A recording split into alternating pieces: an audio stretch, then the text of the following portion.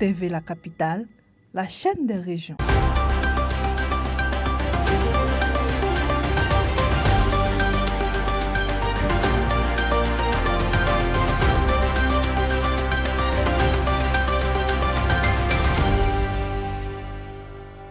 Le maire d'Abingourou, Adomeve, a exhorté les associations féminines à renforcer leur structuration afin de tirer profit des projets communaux, notamment ceux liés à la construction et à la réhabilitation des marchés.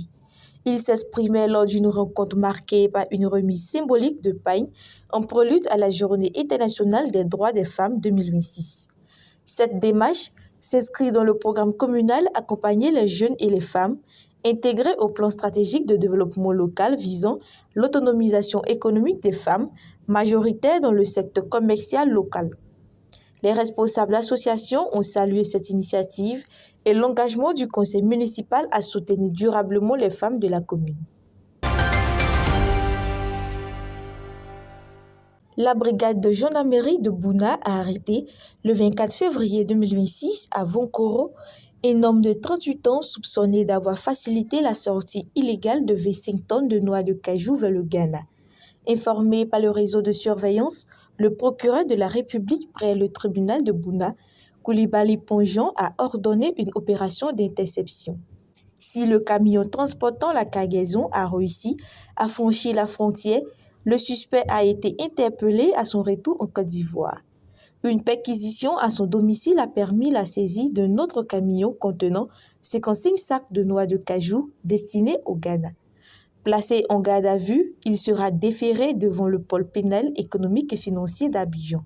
Cette arrestation intervient dans un contexte de renforcement de la lutte contre la fuite des produits agricoles à la suite d'un appel à la vigilance lancé par le préfet de Bonkani. Les élèves du lycée Modène 1 et 2 de Divo ont été félicités le 23 février 2026 par les autorités administratives et éducatives lors d'une cérémonie de salut aux couleurs pour leur discipline et leur respect envers les encadreurs. Le représentant du préfet, Alayao Ali, s'est réjoui de l'absence de violence contre les enseignants tout en mettant en garde contre les congés anticipés et les bagarres entre élèves sous peine de sanctions judiciaires. L'Adrénaët Kononjan et la directrice régionale de la promotion de la jeunesse ont également rappelé les règles de civisme et de l'interdiction du téléphone portable à l'école. Malgré quelques cas de bagarres signalés, les autorités ont encouragé les élèves à maintenir le bon comportement dans cet établissement qui regroupe près de 7000 élèves. Les forces vives de la région de la Bagoué ont rendu hommage au professeur Alio Soumaoro lors de la cérémonie de présentation des vœux du Nouvel An le 17 février 2026 à Bondiali. Corps préfectoral, forces de défense et de sécurité, directeurs régionaux et élus locaux ont salué son leadership et son engagement constant en faveur de la cohésion sociale et du développement local. Les FDS ont souligné la bonne collaboration avec les populations, notamment dans le contexte de la vigilance face à la menace terroriste. L'imam principal de la grande mosquée de Jacquesville, Koulibaly Ismaël, a expliqué que le jeûne pendant le ramadan est un entraînement à la sobriété, à la maîtrise de soi et au respect des préceptes de l'islam. Il encourage les musulmans à éviter le mensonge, la diffamation et le commérage et à se concentrer sur la solidarité et le partage envers ceux qui sont dans le besoin. Selon lui, ce pilier de l'islam renforce la foi, améliore la santé spirituelle et physique et permet de bénéficier des bénédictions d'Allah. Le Ramadan est donc un moment de consécration, d'amour fraternel et de réflexion sur le comportement personnel envers Dieu et les autres. L'établissement public hospitalier départemental de Kounfao a réalisé le 18 février 2026 sa première césarienne sous la direction du DA Aoudzi Justine. Cette intervention marque une avancée majeure mettant fin au transfert systématique des patientes vers l'hôpital général d'Anibelekro. Le directeur Adaye Vénonce a salué les efforts des autorités nationales pour le renforcement des infrastructures sanitaires, ainsi que l'engagement de l'équipe médicale mobilisée. Il a assuré que l'hôpital dispose désormais d'un personnel qualifié et d'un plateau technique adapté pour la prise en charge des urgences obstétricales, invitant les populations à recourir aux services de proximité. Les autorités portuaires de San Pedro ont présenté le 24 février 2026 plusieurs mesures destinées à accroître l'attractivité et la compétitivité du port face à la concurrence.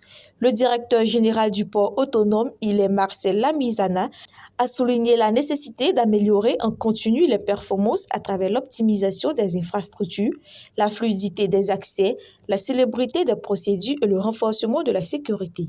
Des avancées notables ont été enregistrées, notamment la réduction du temps d'attente des porte-conteneurs de 46 à 13 heures entre 2024 et 2025. Les douanes, dotées d'un scanner performant, ont intensifié le contrôle des conteneurs, tandis que le groupe de sécurité portuaire a renforcé son dispositif face aux menaces sécuritaires. Par ailleurs, le bitumage prochain d'une voie stratégique de 3 km emprunté en moyenne par 350 camions par jour devrait soutenir la croissance du trafic qui a atteint 7,7 millions de tonnes en 2025. Les élèves du collège moderne de Diankoro et leurs parents ont été sensibilisés le 25 février 2026 aux conséquences de l'orpaillage illégal lors d'une initiative de la Direction régionale de la famille. Les autorités ont mis en garde contre les risques liés à cette activité, notamment la traite des personnes, la prostitution, la drogue et les grossesses précoces, rappelant que l'école doit rester la priorité des enfants. Les responsables administratifs et éducatifs ont exhorté les parents à renforcer leur vigilance et à devenir des relais de sensibilisation. Cette action s'inscrit dans le bilan du comité régional de protection de l'enfant après une précédente campagne contre les grossesses en milieu scolaire. La prochaine étape de la tournée est prévue au collège moderne de Bingansou. Le gouvernement ivoirien a exprimé sa solidarité aux populations de Bagouo dans le département de Diokou à la suite d'un conflit intercommunautaire du 21 février 2026 ayant fait un mort et plusieurs dégâts matériels. Conduite par le ministre délégué Célestin Seredo, la délégation a présenté les condoléances de l'État et appelé au dialogue ainsi qu'à la préservation de la cohésion sociale. La mission a procédé à la remise de vivres et non-vivres et d'une enveloppe de plus de 3 millions de francs CFA pour soutenir les communautés affectées. Les autorités locales ont salué cette marque de compassion et réaffirmé leur engagement en faveur du vivre ensemble et d'une paix durable. Au total, 13 168 élèves des établissements secondaires publics et privés de la DRENAET de Katiola ont débuté le 24 février 2026 les épreuves écrites des examens blancs régionaux du BEPC et du baccalauréat. Parmi eux, 9 279 composent pour le BEPC et 3 889 pour le bac. Les épreuves s'achèveront le 28 février 2026. Ces évaluations constituent un test grandeur nature pour les candidats, leur permettant de se préparer aux conditions réelles des examens nationaux. Elle offre également aux encadreurs des repères pour ajuster les stratégies pédagogiques en vue d'améliorer les performances avant les échéances officielles.